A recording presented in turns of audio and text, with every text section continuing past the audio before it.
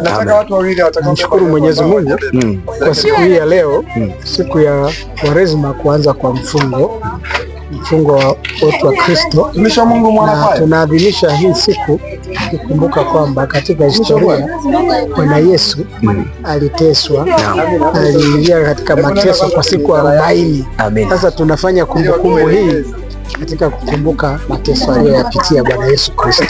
Kwa hiyo mimi nilikuwa nawaomba Wakristo wote hasa wa sehemu hii ya Misungwi, kanisa Anglikana, kipindi hiki tunaomba tushirikiane sana katika maombi na katika kufunga, katika kuadhimisha hii Kwaresma. Amen. Na wakaribisha vile wengine wote kutoka jiji la Mwanza, wanaweza wakatuunga mkono na wao tukashirikiana nao katika kipindi hiki cha Kwaresma. Amen. Asante sana. Mungu Mungu akubariki. Asante. Uwe na siku njema.